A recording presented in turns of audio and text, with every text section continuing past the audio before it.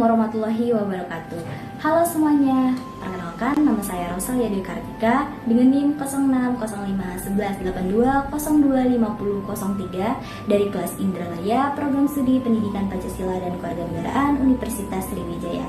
Baiklah, dalam video pembelajaran kali ini saya akan menjelaskan materi mengenai makna semangat dan komitmen kebangsaan untuk memperkuat Negara Kesatuan Republik Indonesia. Adapun tujuan pembelajaran kali ini yaitu diharapkan peserta didik dapat menguraikan makna semangat dan komitmen kebangsaan untuk memperkuat Negara Kesatuan Republik Indonesia serta dapat lebih memahami apa itu semangat dan komitmen kebangsaan untuk memperkuat Negara Kesatuan Republik Indonesia. Silakan sembari menyimak, teman-teman dibuka buku bahan ajarnya ya. Kalau ada yang bingung boleh ditanyakan pada akhir video ini. Selamat menyaksikan. Makna semangat dan komitmen kebangsaan. Mungkin teman-teman tidak asing mendengar kata semangat, ayo semangat, dan sebagainya.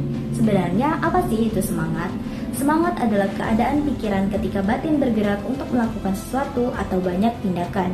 Jadi semangat itu memiliki fungsi sebagai penggerak batin untuk bertindak.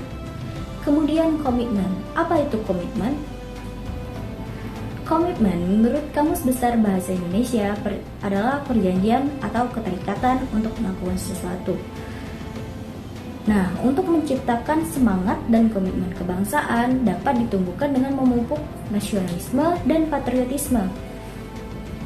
Nasionalisme ini dapat diartikan sebagai suatu paham yang menganggap kesetiaan tertinggi atas setiap pribadi harus disertakan kepada negara, kebangsaan, atau semangat cinta tanah air. Patriotisme adalah sikap seseorang yang bersedia mengorbankan segala-galanya demi kemakmuran tanah airnya atau semangat membela tanah air. Ada 4 semangat kebangsaan yang ditunjukkan dengan sikap antara lain memiliki semangat persatuan dan kesatuan, memiliki semangat berjuang, mempertahankan kemerdekaan, mendukung dan aktif agar terciptanya cita-cita bangsa, yaitu adil dan makmur, dan memiliki semangat berkorban demi kepentingan bangsa dan negara. Oke, sebelum kita lanjut, kita ada kuis. Disimak baik-baik ya. Dari 4 semangat kebangsaan yang disebutkan sebelumnya, sudahkah kalian memiliki 4 sikap tersebut? Berikanlah masing-masing contohnya. Selanjutnya, komitmen kebangsaan adalah sikap atau perilaku yang ditandai oleh rasa memiliki, memberi perhatian, serta melakukan usaha untuk mewujudkan harapan dan cita-cita sesungguhnya. Seseorang yang memiliki komitmen terhadap bangsa adalah orang yang akan mendahulukan kepentingan bangsa dan negara di atas kepentingan pribadi atau golongan. Para pendiri negara merupakan contoh yang baik dari orang-orang yang memiliki semangat yang kuat dalam membuat perubahan, yaitu perubahan dari negara terjajah menjadi negara yang merdeka seperti yang kita rasakan pada saat ini. Dalam perkembangannya, komitmen kebangsaan dapat dibedakan dalam beberapa periode, yaitu yang pertama, periode sebelum pergerakan nasional. Pada masa kerajaan di Indonesia, telah muncul semangat dan komitmen kebangsaan dalam melawan bangsa asing yang menjajah. Beberapa pahlawan yang berjuang dengan gigih melawan penjajahan adalah Sultan Agung Mataram tahun 1645, Sultan Agung Tritayaksa dan Kitafah di Banten tahun 1650, serta Sultan Agung Hasanuddin di Makassar tahun 1660. Kedua, periode pergerakan nasional. Pada periode ini, hal yang ingin dicapai adalah membangkitkan kesadaran bangsa Indonesia atas pentingnya kesadaran untuk bersatu. Maka, mulailah muncul pergerakan seperti Serikat Dagang Islam. Namun, awal pergerakan nasional secara nyata terjadi ketika Budi Utomo terbentuk pada tahun 1908. Organisasi ini adalah organisasi modern pertama yang terbentuk di Indonesia. Selanjutnya, pada tahun 1928 terselenggaranya Kongres Pemuda II.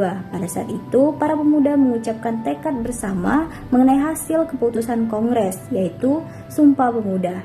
dengan pernyataan satu nusa, satu bangsa, dan satu bahasa yaitu Indonesia.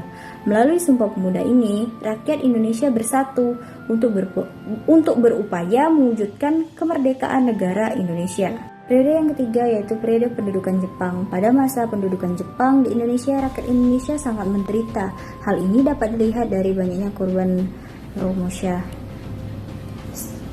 Golongan muda yang berkorban saat itu seperti Wikana dan Yusuf Kunto.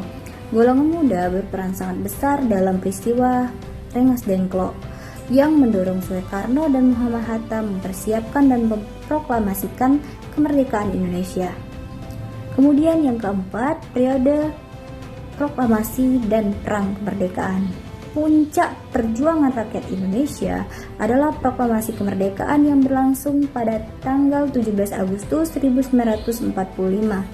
Akhirnya Belanda mengakui semangat dan komitmen kebangsaan rakyat Indonesia. Pada tahun 1949, Belanda menyerahkan kedaulatan kepada negara Indonesia. Belanda mengakui Indonesia sebagai negara yang merdeka yang berkedudukan sederajat dengan negara-negara lain di dunia. Kemudian yang terakhir, periode mengisi kemerdekaan. Memasuki masa kemerdekaan tanpa adanya serangan dari para penjajah, semangat dan komitmen kebangsaan rakyat Indonesia justru semakin diuji. Bangsa Indonesia wajib menjaga kemerdekaan yang telah direbut dengan susah payah dan penuh perjuangan.